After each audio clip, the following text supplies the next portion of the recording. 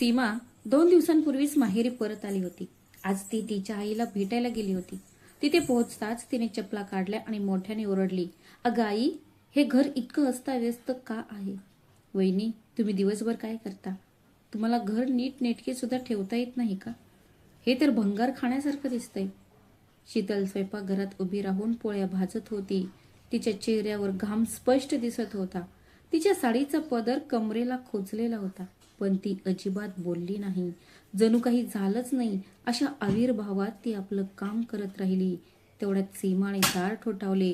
तुम्ही काहीच ऐकलं नाही असं वाटत होतं. तेवढ्यात सीमा स्वयंपाकघरात आली आणि तिने शीतलला वरपासून खालपर्यंत निहाळले. जणू काही ती तिच्यात काहीतरी दोष शोधत होती. मग हसत ती म्हणाली, "खरंच वहिनी, तुम्हाला काहीच कळत नाही. तुम्ही माझ्या सासरच्या घरी असता तर एक दिवस सुद्धा जगू शकला नसता. तिथे माझी सासू, तिने मला एका मिनिटात बाहेर काढले असते. इथे आई खूप निरागस आहे. ती तुला सहन करत आहे." शीतल हळू आवाजात म्हणाली, "दीदी, कृपया बसा, मी चहा बनवते. तुम्ही नक्कीच थकला असाल." तेव्हा सीमा लगेच वळून म्हणाली, "जाऊ दे, तुम्ही बनवलेले काही खाण्याची मला सवय नाही. तुमचा चहा पाण्यासारखा पातळ असतो आणि तुमचा चहा प्याल्यावर मला त्रास झाला तर? माझ्या आईला आधीच उच्च रक्तदाब आहे." मग ती बाहेर जाऊन तिच्या आईच्या शेजारी बसली आणि तिथूनच टोमणेबाजी सुरू झाली. "बघ आई, तुझ्या सुनेकडे, तिला शिष्टाचार किंवा काम करण्याची पद्धतच नाही. तिने घर झाडलं सुद्धा नाही. अंथरूण पांघरलेली आहेत आणि जेवण तर नाहीये. अहो, विचारूच नका. तिने माझ्या भावाला जाळ्यात अडकवले." आणि जमुना देवी सुद्धा जणू वाटच पाहत होत्या. त्या म्हणाल्या, "हो मुली, मी तुला आधीच सांगितले होते. ही मुलगी आपल्या घराच्या लायकीची नाही. ती सुंदर नाही, हुशार नाही, कामधंदा नाही. पण मुलगा हट्ट करत होता. मग आम्ही काय करणार? आता आम्ही त्रास सहन करत आहोत. शर्माजींच्या तिच्या सुनेकडे बघा, किती हुशार आहे. आणि ही बघा." शीतल ऐकत होती. स्वयंपाकघरात प्रत्येक शब्द जणू तिच्या हृदयाला भिडत होता. तवा गरम होता, पण तिचं हृदय त्याहूनही जास्त जळत होतं. पण आजही तिने स्वतःवर नियंत्रण ठेवले होते. पण आजही घरात शांतता राखायची असल्याने तिने स्वतःला आवरले होते. तेव्हा सीमा पुन्हा मोठ्याने म्हणाली, "आणि आई, तिचा जास्त पाहुणचार करू नकोस, नाहीतर ती गर्विष्ठ होईल. आज ती शांत आहे, पण उद्या ती सूड घेईल." हे ऐकून शीतलचे हात क्षणभर थांबले.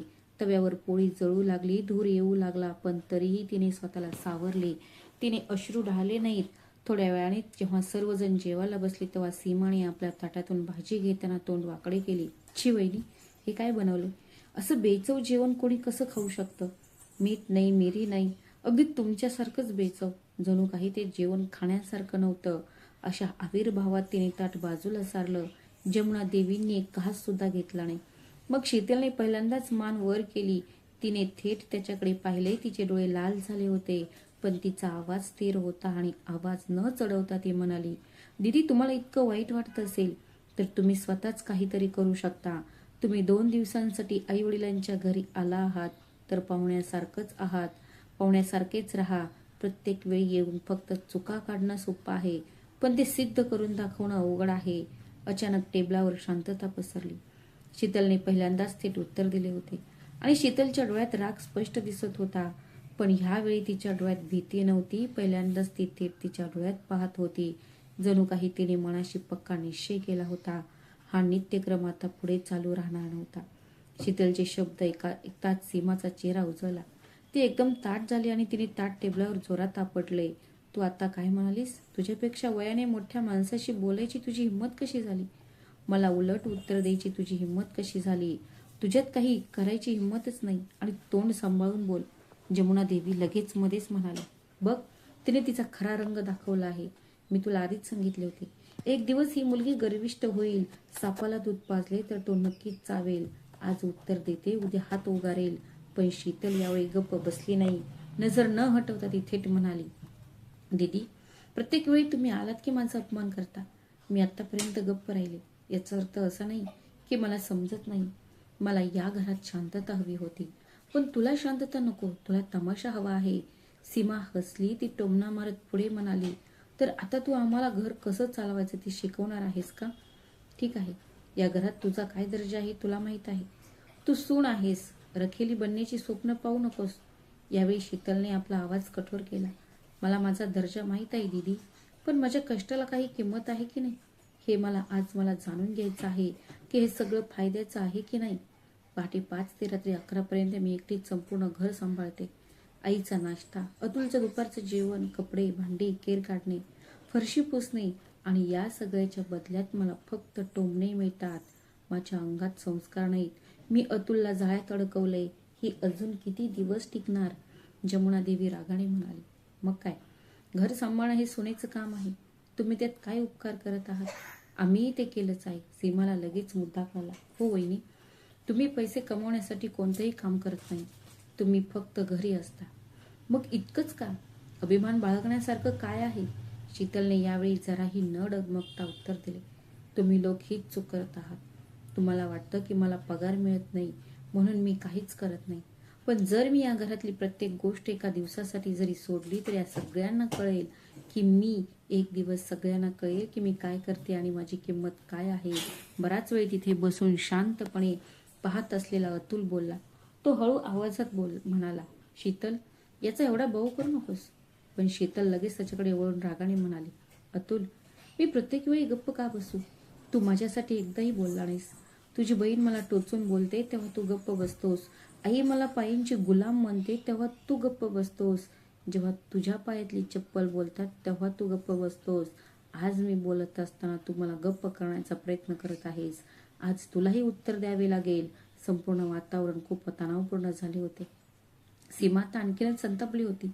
ती तिच्या आईला म्हणाली, बघ आई, जर तिला आता थांबवली नाही तर ती उद्या आपल्याला घरातून हाकलून देईल. आणि जमुना देवी रागाने बोट हलवत शीतलला म्हणाल्या, तिला एवढा त्रास आहेच तर ती घर सोडून का जात नाही? ती आपल्या घरातच राहील आणि आपल्याला शिव्या देईल. ठीक आहे आई, जर प्रकरण इथपर्यंत आलं असेल तर या घरात कोण आणि कोणत्या अटींवर राहणार आहे मी आजच स्पष्ट करून सांगेन. कारण आत्ता मी हा रोजचा अपमान सहन करणार नाही. यावेळी तिच्या डोळ्यात चित्त स्पष्ट दिसत होती. जणू काही तिच्या मनात मोठा इरादा होता.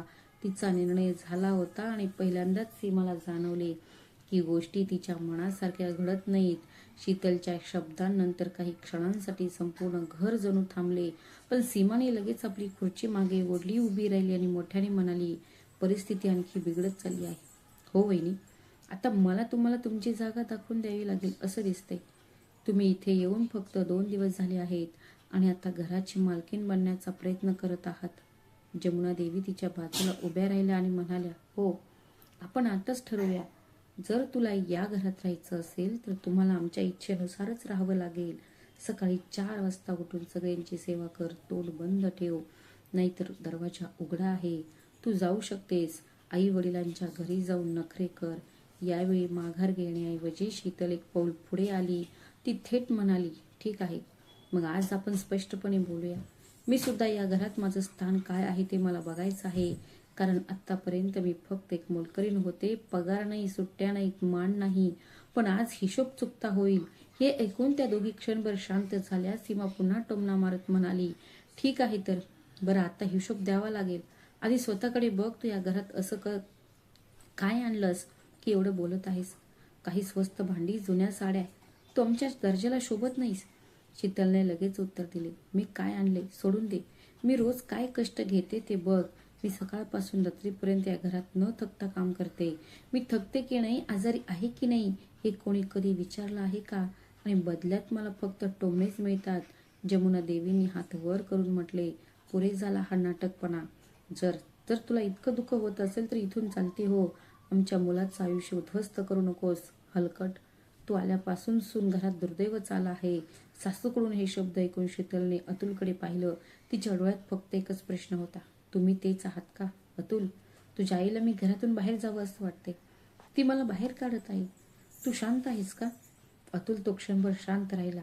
त्याने आपली नजर दुसरीकडे वळवली आणि हळू आवाजात म्हणाला, शीतल, याचा बहु करू नकोस. फक्त माफी माग आणि सर्व काही ठीक होईल. पण शीतलने लगेचच तो विषय टाळला. ती मध्येच म्हणाली, नाही अतुल, आत्ता नाही. सगळं ठीक होईल हे ऐकून मला 2 वर्ष झाली आहेत. आज अतुल, तुला मला सांगावंच लागेल की तू माझ्यासोबत आहेस की नाही. कारण प्रत्येक वेळी गप्प राहून तू त्यांना अधिकच धाडसी बनवला आहेस. शीतलच्या आवाजात किंचितही कंपन होता. फक्त एक निर्णय होता. सीमा मध्येच म्हणाली, बघा आई, मी तुम्हाला सांगितलं होतं की ही मुलगी घर तोडल्यानंतरच तयार होईल. तिने आधीच एक योजना आखली होती. तिच्या आईवडिलांनी तिला पाठवण्यापूर्वी तिला शिकवलं होतं. जमुना देवी त्याच सुरात म्हणाल्या, आमच्या घरातच राहून तू आम्हाला आव्हान देणार? ती जिवंत आहे. आम्ही एका निरुपयोगी मुलीला वाढवलं. अन्न, वस्त्र, निवारा आणि आज तिचे रंग दाखवत आहे. ती कुटुंब उद्ध्वस्त करेल यावेळी शीतलने कोणताही रंग दाखवला नाही. ती अगदी स्पष्ट आवाजात म्हणाली, मी कोणाचे हे कुटुंब उद्ध्वस्त करायला आली नव्हती. हो आई, पण मला रोज स्वतःला याची आठवण करून द्यावी लागते. मी स्वतःचा अपमान होऊ देणार नाही. जर या घरात माझा आदर होत नसेल तर मी इथे एक दिवस सुद्धा राहणार नाही. हा निर्णय घ्यायला मी अजिबात संकोच करणार नाही, कारण सहनशीलता एका मर्यादेपेक्षा ठीक असते, त्यानंतर ती भ्याडपणा ठरते. असे म्हणून ती गप्प झाली. पण तिचे मौन प्रभावी होते, कारण यावेळी ती रडत नव्हती किंवा तडजोड करत नव्हती. ती फक्त ताठ उभी होती, जणू काही पुढे जे घडणार आहे ते उघडच असेल आणि तिचे पुढचे पाऊल संपूर्ण घराची दिशाच बदलून टाकेल. काही क्षण असे गेले जणू कोणालाच काही बोलावे हे सुचत नव्हते. पण मग शीतलने मौन तोडले आणि अतुलकडे थेट बघत म्हणाली, अतुल, मी तुला शेवटचं विचारते, तू माझ्यासोबत आहेस की नाही? कारण जर तू आज गप्प राहिलास तर मलाही माझा मार्ग निवडावा लागेल आणि तो मार्ग या घराच्या उंबरठ्या पलीकडे कायमचा जातो. अतुल खुर्चीवरून उठला, पण यावेळी त्याच्या चेहऱ्यावर पूर्वीसारखी शांतता नव्हती. त्याच्या डोळ्यात लाज होती आणि स्वतःवर रागही होता. त्याने आई आणि बहिणीकडे एक नजर टाकली. मग शीतलकडे पाहून तो स्पष्ट आवाजात म्हणाला, घरात शांतता टिकवण्यासाठी मी आतापर्यंत गप्प राहिलो होतो, पण आज जे घडलं ते चुकीचं आहे. माझ्या पत्नीचा झालेला अपमान मी पाहू शकत नाही. या घरात माझ्या पत्नीला आदराची गरज आहे. तिला ते मिळणार नसेल मग हे घर माझ्यासाठी नाही. सीमाला प्रचंड राग आला होता. तुला काय म्हणायचं आहे अतुल? तू तुझ्या स्वतःच्या आई आणि बहिणीच्या विरोधात उभा आहेस? अशा बाईसाठी जिने 2 वर्ष आमचं आयुष्य असह्य केलं आहे. पण पहिल्यांदाच अतुल निर्भयपणे बोलला, दिदी चूक कोणाची असो, तिच्या विरोधात उभं राहिलं पाहिजे. आणि आई, तुम्ही आजपर्यंत जे काही म्हणालात ते बरोबर नव्हतं. इथून निघून जा. ती एक कलंक आहे.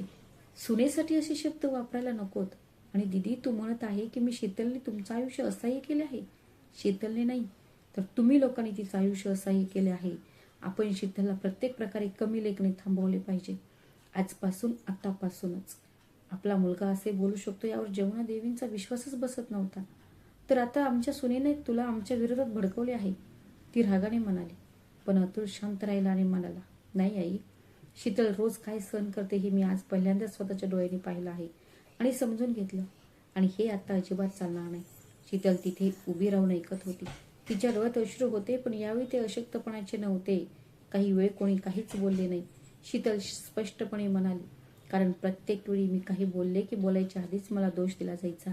पण आता तसे होणार नाही. आता जर मी या घरात राहिले तर मी सन्मानाने राहीन, आणि जर माझा अजूनही अपमान होत राहिला तर मी एकही शब्द बोलता निघून जाईन आणि कधीही परत येणार नाही. शीतलचे बोलणे संपताच ती शांतपणे खोलीत गेली, कपाट उघडले आणि आपली बॅग बाहेर काढली. न रडताच तिने आपल्या बॅगा उचलल्या, ती कपडे आवरू लागली. यावेळी तिचे हात थरथरत नव्हते, कारण ती भीतीने नव्हे तर दृढनिश्चयाने उभी होती. पहिल्यांदाच बाहेरचा हॉल शांत होता. सीमाला वाटले होते की शीतल नेहमीप्रमाणे रडेल, तडजोड करेल आणि गप्प बसेल. पण आज ती खरोखरच जायची तयारी करत होती. अतुलने स्पष्टपणे सांगितले, जर शीतल हे घर सोडून गेली तर मी तिच्यासोबत जाईन. हे ऐकून जमुना देवींचा चेहरा फिका पडला. ज्या सुनेचा त्या रोज अपमान करत होत्या, तिची जाणे आता केवळ त्यांची मुलगीच नाही तर त्यांचा मुलगा आणि त्यांच्या घराची शांतताही नाहीशी होणार होती. दरम्यान सीमा गप्प झाली. तिला जाणीव झाली होती की टोचून बोलणे सोपे होते, पण तिच्याच शब्दांमुळे कुटुंबाचे विघटन झाले होते. पहिल्यांदाच आई आणि मुलीला आपल्या शब्दांचे ओझे जाणवले आणि पहिल्यांदाच तिला भीती वाटली की तिच्या स्वतःच्या हट्टीपणामुळे तिला सर्वस्व गमवावे लागले. मग जमुना देवीने आपली नजर खाली झुकवली आणि हळू आवाजात म्हणाल्या, ठीक आहे, तुला इतकं वाईट वाटत होतं तर तू आधीच का नाही सांगितलंस? आणि सीमा निशब्द झाली, कारण तिला समजली होती की गोष्टी हाताबाहेर जात आहेत. त्या दिवसानंतर घरातील वातावरण बदलले, कारण पहिल्यांदाच शीतलने हे सर्व सहन करणे थांबवले होते आणि एकाच दिवसात तिने प्रत्येकाला त्यांची जागा दाखवून दिली होती. निर्णय स्पष्ट होता. तिला एकतर सन्मानाने जगावे लागणार होते किंवा वेगळा मार्ग निवडावा लागणार होता. आणि यावेळी शीतलने स्वतःचा मार्ग निवडला. मित्रांनो, तुम्हाला जरी कथा आवडली असेल तर व्हिडिओला लाईक करा, शेअर करा आणि आमच्या चॅनलला सबस्क्राईब करायला विसरू नका. भेटूया अशाच आणखी एका नवीन कथेत. तोपर्यंत स्वतःची आणि तुमच्या प्रियजनांची काळजी घ्या. श्री स्वामी समर्थ. धन्यवाद.